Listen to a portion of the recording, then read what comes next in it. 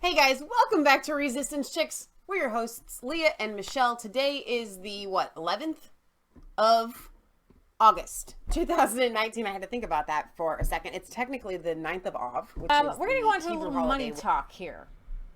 So, if you follow us on Resistance Chicks, you should follow us on Resistance Chicks Facebook page. There are topics that we share that we don't delve into, that we'd like to delve into, that we used to delve into when we, kind of broke things down. Right. And we really should. But Lynette Zang from ITM Trading does a fantastic job. And she did a video where she's talking about, I don't know, you can bring it up, Michelle, if you want to, just to show them what I'm talking about. Stick with me. This is going to get a little technical. Okay, but it will affect your everyday life. It's called inverted bonds. The interest rate. So technically, worldwide bonds should be the safest place for investors. If the stock market's no good, and front row seats to the death of the bond market right there. Okay. So you can bring that up, and let's just play her explanation in the beginning, and then I'm going to talk about this, because this is why we talk about gold and silver, but this is really important because this is what she calls it, a unicorn. This isn't what she calls a unicorn. This is what she calls what does she call these moments that happen? It's a swan. Black swan moment. So these black swans just make... this isn't even plugged in. That could be why you were having issues. Okay. All right. Tell them what a black swan is. A black swan event is a moment worth of note that's completely comes not really completely out of nowhere, but it just happens, and then everything after that black swan event crashes. It just goes. And something like a 9/11 Right. is a black swan event. A 2008 crash with the stock market crash there, black swan events that cause things. Now, she always is talking about a global reset, because we're all in trillions of dollars of debt. But if you could just play her real quick, Michelle, in the beginning, let her explain it, and then I'm going to talk about these. If you guys have been negative experiencing interest rates. buffering the whole time, it's because I wasn't hardlined in and we were operating on Wi-Fi to stream, which I never ever do. Our router wasn't plugged in, so it should get better now. Let me get to. Let's see. What mark do you think we should? No, go just to? in the beginning. Go right past that, and then she'll explain Okay. it. Okay. Who survived this are the... No, let me just play it from Grab your popcorn, because you have front row seats to something that is about to make history, and not in a good way.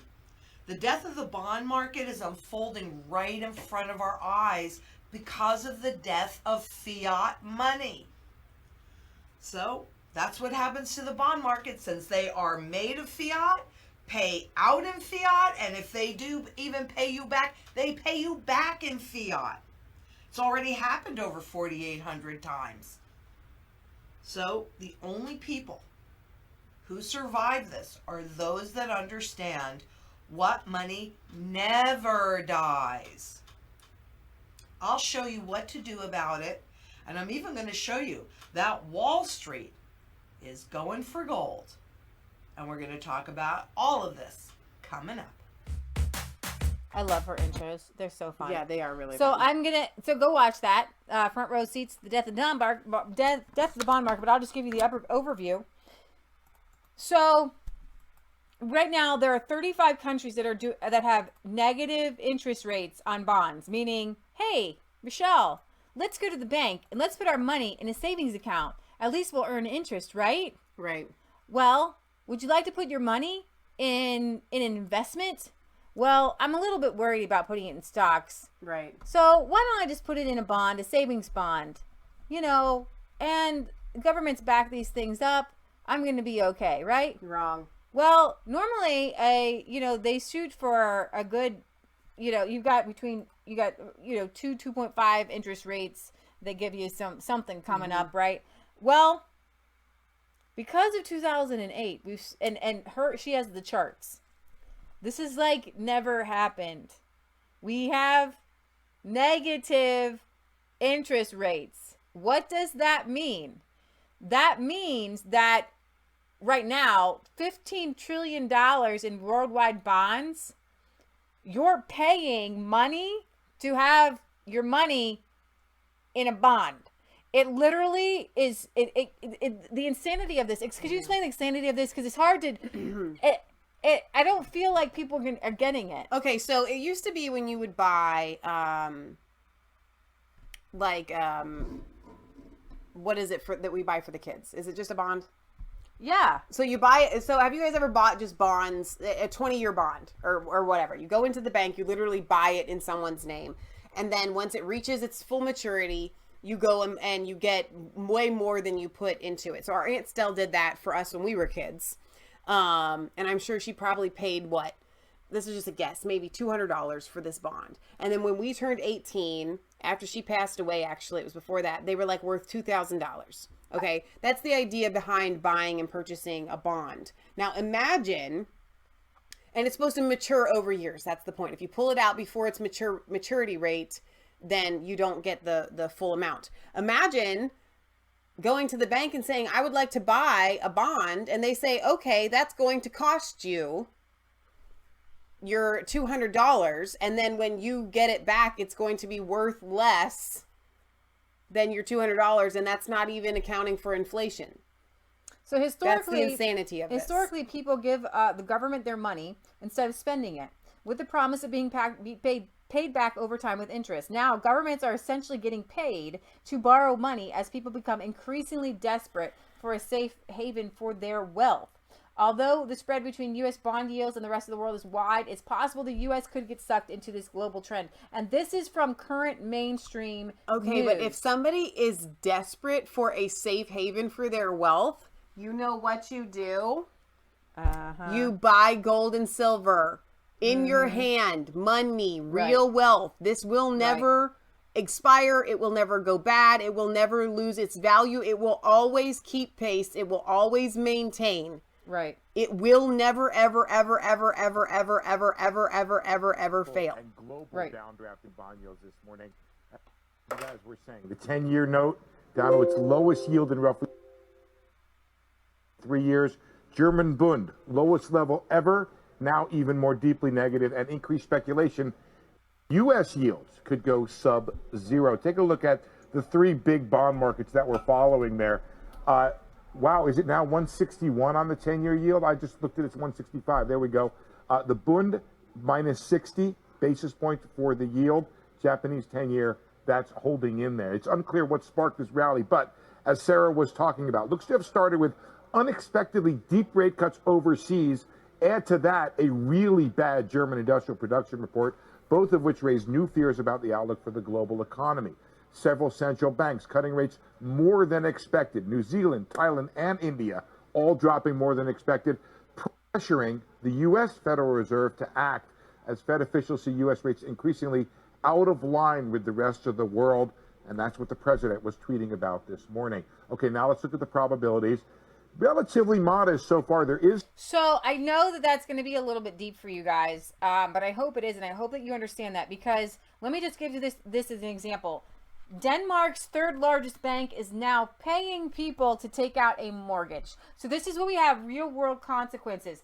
This is not free money. There's no such thing as free money, but because, as we were talking about with our friend last night, because when we're talking about how Canada, Chase Bank in Canada just forgave everybody's credit card debt out of the blue. How could they do that? Because it's not real for them. Money isn't real for them. If it was you and me, there's no way a bank is going to do a negative interest rate.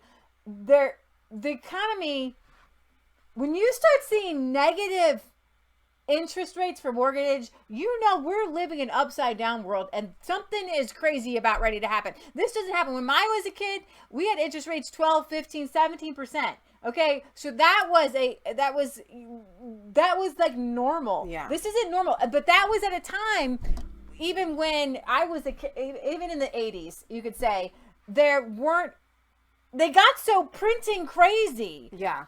That they overprinted all that worldwide, and there's just so much cash flowing all over the place, and they're just like, I need to have these mortgages on the books. Yeah. That they're paying people. Let me explain this to you. I want pause right there, because Mom likes to break up these shows, And I'm sure she's going to break up this segment because it is really important. And I want you guys, as you're listening to this, and I hope this will be at the beginning of the show that she breaks up somehow. If you don't take away anything from our show today, I want you to listen to this part. If you're in the chat and you're just paying attention to the chat, if you're doing your dishes and you're not really listening, stop what you're doing right now and pay attention to this, because out of all the news that we cover, this right here is going to affect you, and you're going to need to know this information. Exactly. So this is back in 2016 when I'm going to get the author of this because on Zero Hedge, but they post from other people. I do believe this is a Zero Hedge article. So this is Zero Hedge article. Sometimes they share from other people. Okay, so back in 2016, when the first negative interest rate bonds emerged, they gave a glimpse into the these negative interest rates and what it could be like. This is a joke. This was satire at the time in 2016. After an intense powwow between the administration, congressional leaders, and the Federal Reserve in America, the negative mortgage rate program is born. The program is simple. Homeowners will be paid to borrow. The Federal Reserve declares that the negative mortgage rate program is a brilliant extension of the negative interest rate program because it will benefit everyone, not just the 1%ers. Here's how it works. No down payment needed. 100% financing. No payments needed. This is the reverse of the negative amortization loans during the subprime era. In other words, it is a negative amortization or a neg-am loan. The loan balance will decrease instead of increase. No need for mortgage insurance since with no payments, there can be no defaults. No qualifying needed. Hence, removing the entire cumbersome loan application process, your interest cost will be negative $1,000 per year. In other words, your loan balance will be $99,000 if you make no payments at all. Using a commonly accepted 30-year term, the loan balance at the end of 30 years would be around $50,000, all without the borrower having to pay a dime in mortgage expense. Okay, well, for Denmark, the future is now, because 3 years later, and with over $15 trillion in negative yielding debt, meaning you've got $15 million that people said, government, take my $15 trillion. People said, government, take my money, keep it safe, give me some interest. They're actually, the government's like, no, Jack, I'm keeping some of that. Okay. Denmark's third largest bank is now offering borrowers mortgages. I can't even think that I'm saying this. At a negative interest rate, effectively paying its customers to borrow money for a house purchase.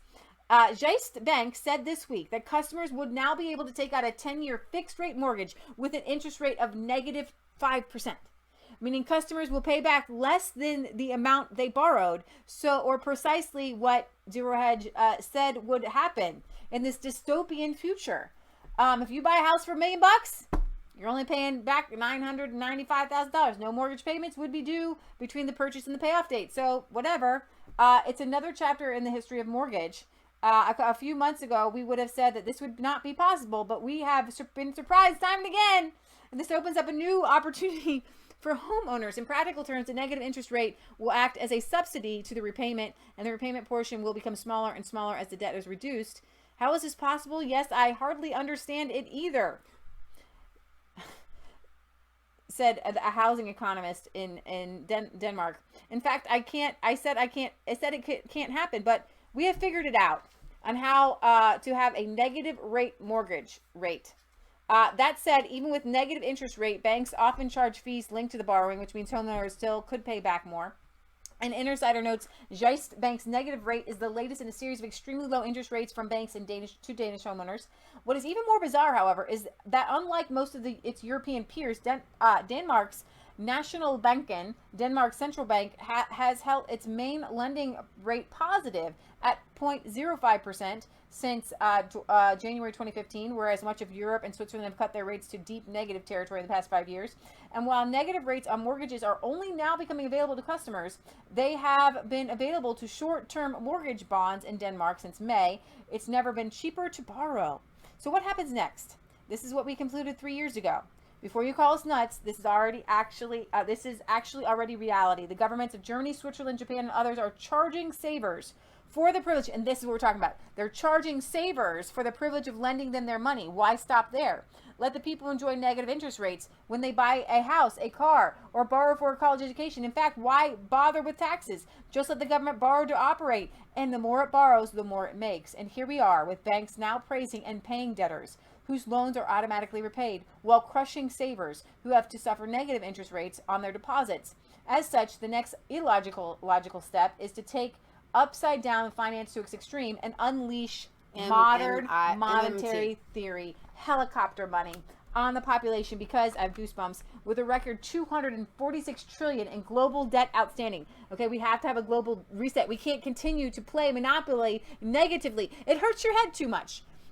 The only way forward is through a grand reset, one which inevitably, goosebumps, involves hyperinflating the debt away, and that, as Bernanke predicted when he explains how to avoid deflation in his famous 2002 speech, will require a literal helicopter drop of money. Luckily, with negative rates, money is now worthless, so the final lap in the grand race to the bottom of currency devaluation should be relatively quick. Quick, we're talking quick. When we are at negative rates, you guys, it's going to go boom, boom, boom, Wait, boom, boom, so, boom, boom, boom. So I don't think that they're quite understanding it. Okay. So this is all funny money. This is from Eric Buskey, who sent it to us. But it is a really good explanation. It looks really real. As far Doesn't as it? somebody had said in the chat earlier, not true that gold and silver will never lose its value because the Revelation prophesies about throwing gold and silver into the street. I have a sneaking suspicion that when it was talking about throwing gold and silver in the street, it was prophesying about this stuff. This paper money that will just literally get thrown in the street and be useless. So the key sentence here, or the key phrase to pay attention to, is hyperinflating the debt away.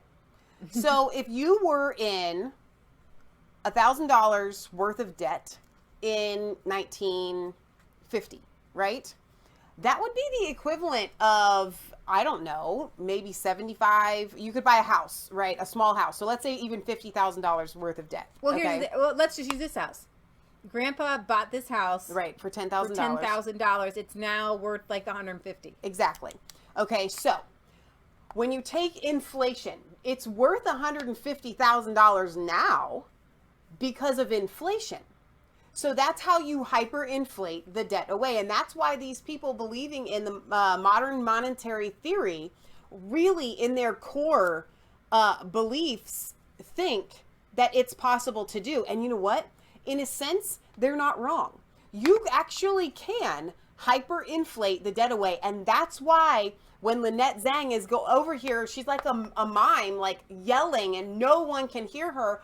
Guys, oh my gosh, it's happening. When you go to Revelation and you hear about bread being, astronomically priced and so on, like $100 for a loaf of bread or whatever, that is not far-fetched, okay? That's hyperinflation. It doesn't actually mean that the bread itself is going to cost what we would consider $100 that you could buy. It literally means that $100 is only worth a loaf of bread. Exactly. Okay. So what that means, if you have it saved, if you have your this money saved, in this, or even in the checking account, and this happened to Russians, right? So we went after the right. wall fell, and their money had hyperinflated, and suddenly 5,000 rubles was $1. Yeah. Was $1. Yeah. And this was hyperinflation for these people. And everything was super expensive because things become expensive. And right now in America, especially, things are way too cheap. Yeah. We've had a lot of inflation, but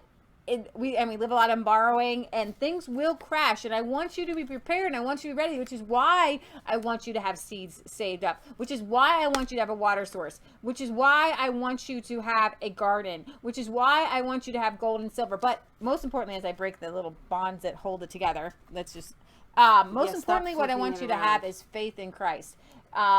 Because there's a principle of God gives out the talents. He gives one to this person, one to this person, one to this person, one to this person. And the one guy just sat on his and did nothing.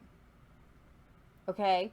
And if you're sitting in an apartment, that's all you got, then you put a plant on your porch and a tomato, and you know what will happen in this global reset?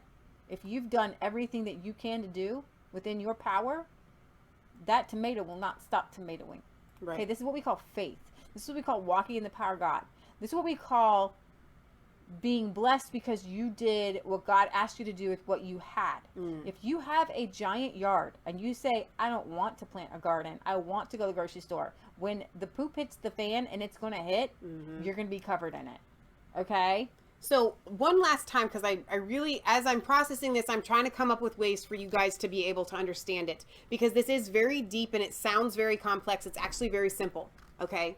When it talks about rewarding those who are in debt and punishing those who have saved, this is the type of savings that they're talking this about. is It happening- doesn't actually punish those who have saved this or seeds or something of Right. land or whatever. Well, this is happening here in America where you are in a lot of savings accounts, including our own, you're being charged to put money in a savings account. This wasn't a thing Right. 10 years ago. So if You earned hyperinflation interest. happens, Low interest rate seems good for a borrower. right? But it's horrible for a saver. It's horrible for people who put their money in the bank. If it, with this, what is happening, and it is happening right now, guys. If you have your cash money or in the bank, and this hyperinflation goes like this, bad for you, because now your hard-earned $10,000, okay, will only buy you what $100 or maybe even $10 could have bought you before. But it's really good news for people who have debt, because then they're going to start earning a wage that matches the hyperinflation. People will start earning $1 million, $2 million, $3 million.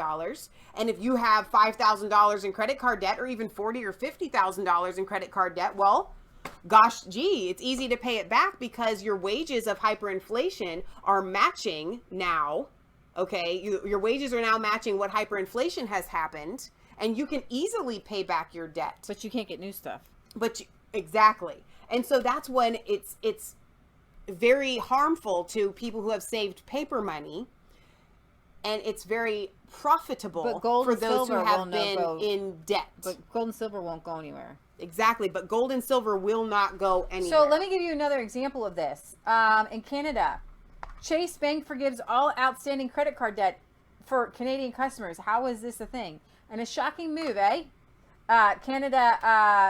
Chase Bank announced on Thursday that it was going to be forgiving all outstanding credit card debt from its Canadian customers. The bank closed all of its credit card accounts in Canada back in March 2018. When the accounts were initially closed, customers were told to continue paying down their debt. Now they're being told by the company that their debt is canceled. Sounds like Christmas. The CBC talked to some customers who got letters in the bank this week. Douglas Turner of Ontario still owed $4,500. I was sort of over the moon all last night with a smile on my face. I couldn't believe it. That's crazy. Yeah, it's crazy. This stuff doesn't happen with credit card. No. Doesn't something really bad's happening. Credit cards are horror stories, and this is one of them. It's like when somebody puts a big feast in front of you and it's like all poisoned. That's exactly what this is. Right? So Turner said his last payment on his account was also going to be reimbursed.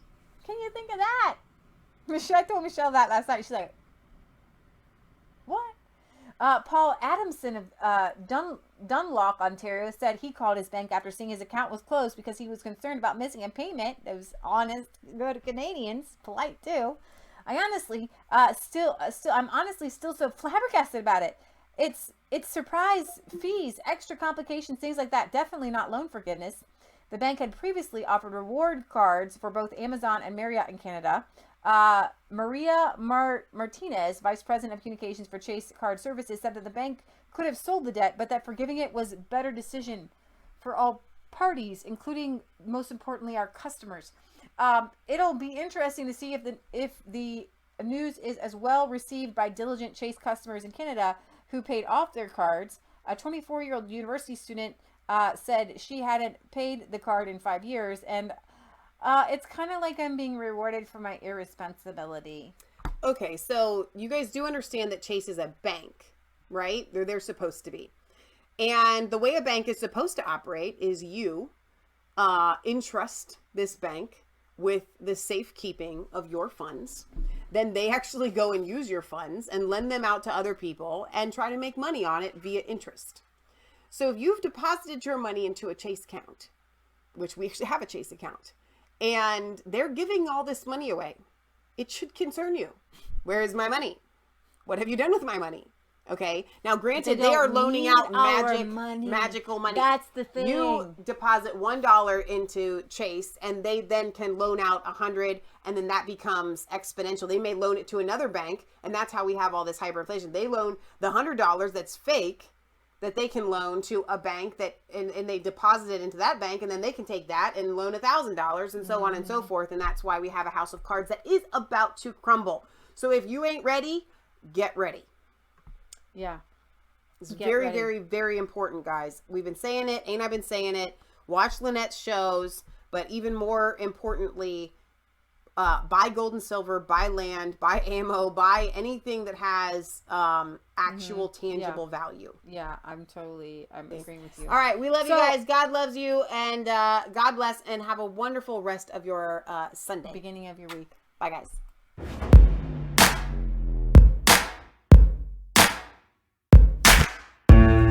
It's cold.